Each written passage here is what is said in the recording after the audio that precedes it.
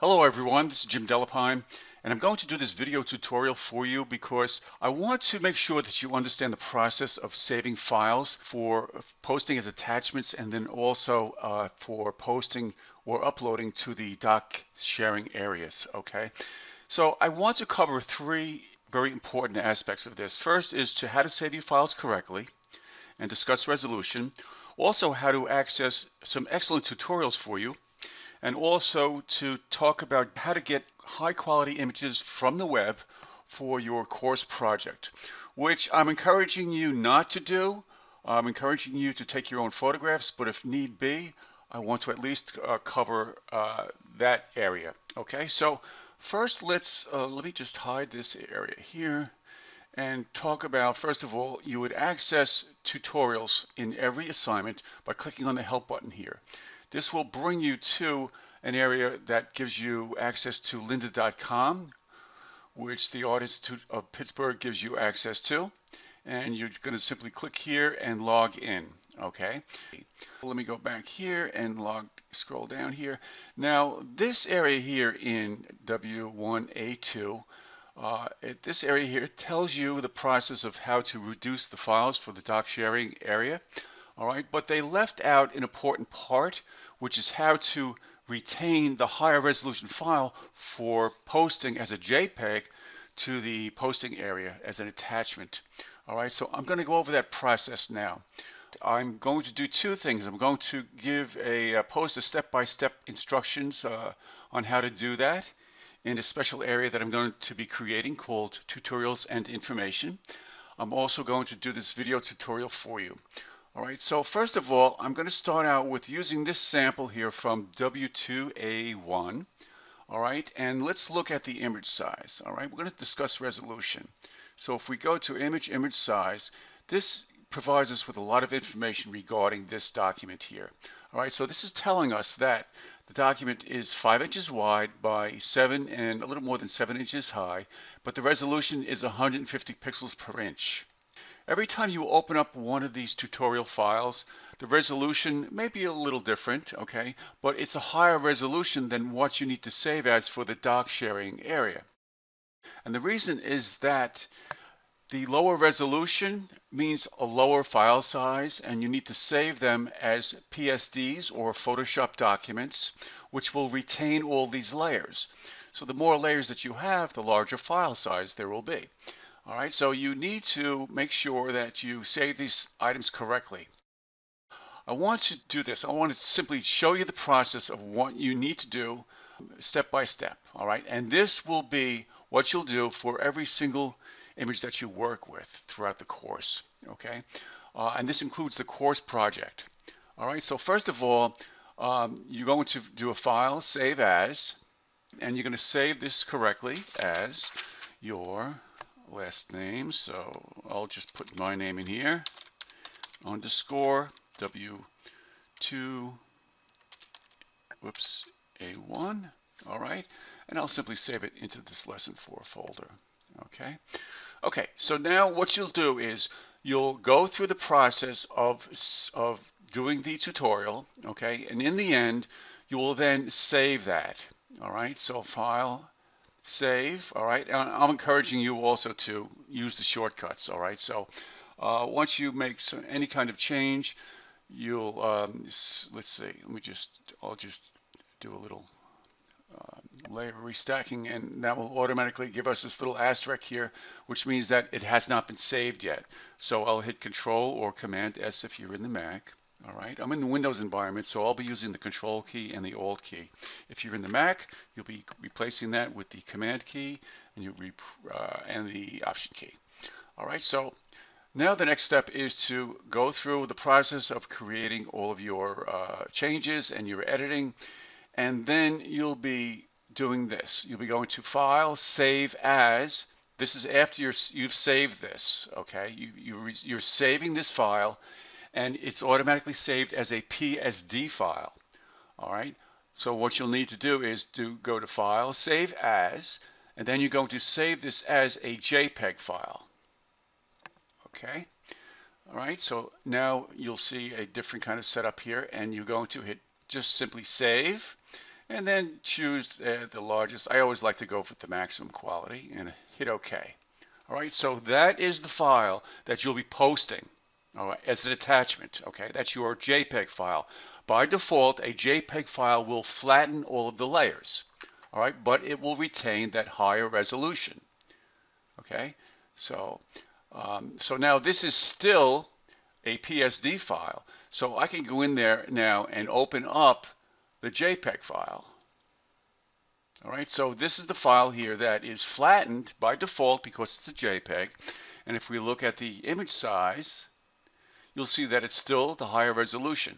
Okay, so now you have your higher resolution layered file. All right, so this part is important. You always want to retain the PSD file in a layered format. All right, so you already have that.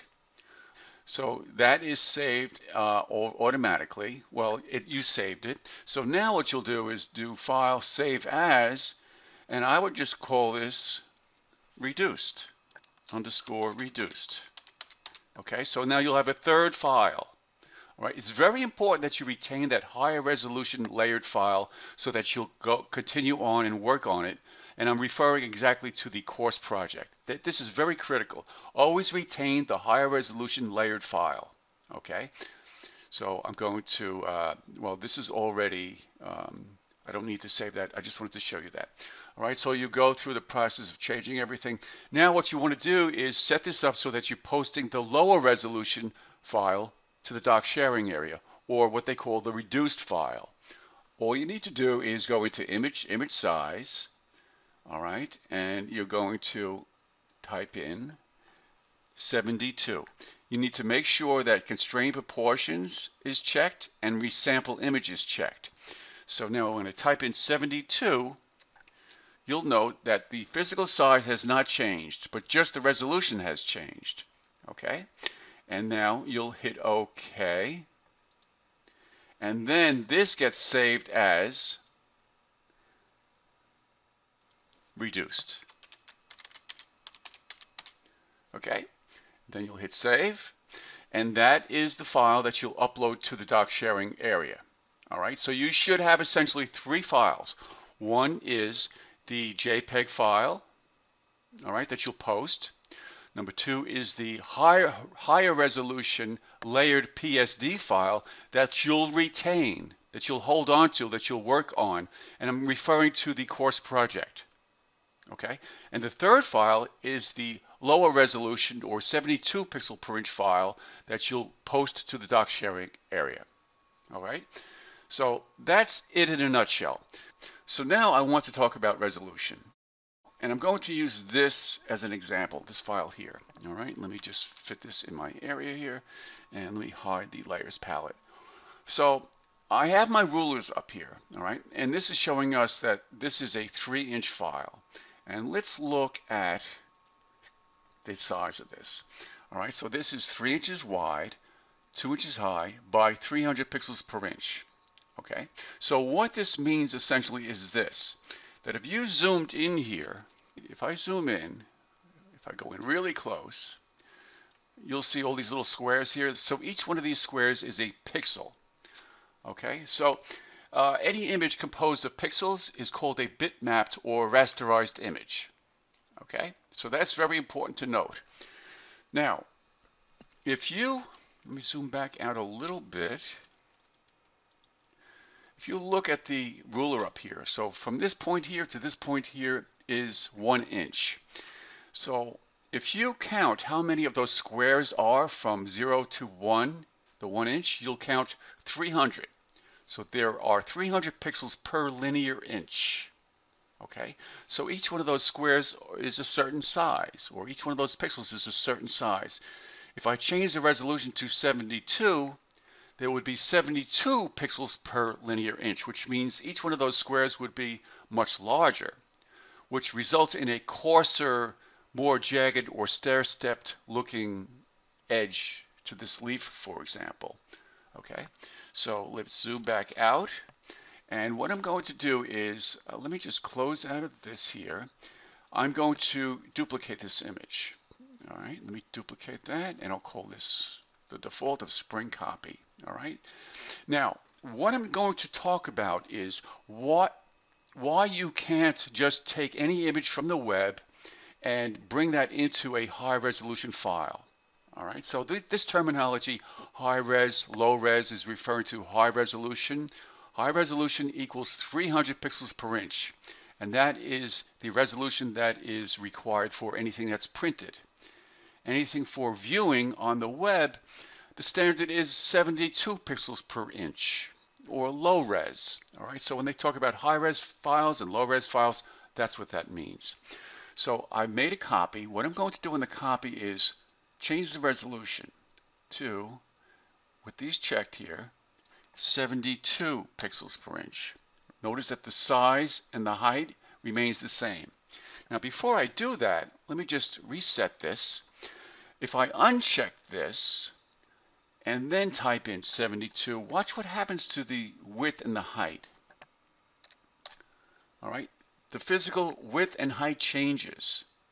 So the pixel dimensions are exactly the same, but the width and height changes. So essentially what you would get is, if you printed this out right now, is a large print, well, a 1 foot by more than 8-inch file, but at low resolution. If I go back in here and change that back to 300, you'll see that you'll get a smaller image with a higher resolution quality, okay? So I'm going to make sure this is checked and type in 72. So let's just say now that this is an image that you'll get from the web, okay? And say, I need a high resolution file for my course project. So I'll just go in and change the resolution. All right, so if you go in here and change that resolution, what Photoshop has to do now is take those larger squares and divide them up to create that 300 pixel per inch file, which will result in a blurry image. All right, so this is the initial file. All right, notice the size here. It's 3 by 2 by 300. All right, now look at the quality difference between this and this. Notice the blurriness. So let me zoom in here twice. Here, twice. All right, look at the difference in quality between this and that. All right, so that's why you have to get images that are initially high resolution or high quality files. Okay, so this is the result. This is why you cannot simply resample an image that you get from the web that is a low resolution file. All right, and I want to talk about how you can get that from the web if you need to. All right, so let me hide this and let's go to this here. So I'm already set up here. So let's say I wanted to find an image from Google for my course project, okay? So I just typed in toys. Under images, all right, you'll see a variety of images here. And if you hover over them, you'll see that, let's see, the sizes will show up here in pixel dimensions, okay? So I mean, these are smaller files, all right? There are actually a variety of sizes in here. But what you can do is this. If you go into Search Tools and then click on Size, you can choose images that will be larger than, let's say, 2 megapixels or 4 megapixels. And now these images are much larger to choose from. Okay, so now if you open up one of these images here and then click on View Image, that's what you'll need to do. That is the size that you want to. That's the maximum size that you want to get.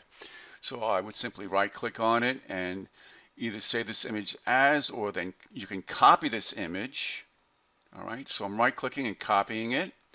Going back to Photoshop, when you hit Command 0, I can go to File New or Control N. And now what's coming up is the exact size of the file that I just copied into my clipboard.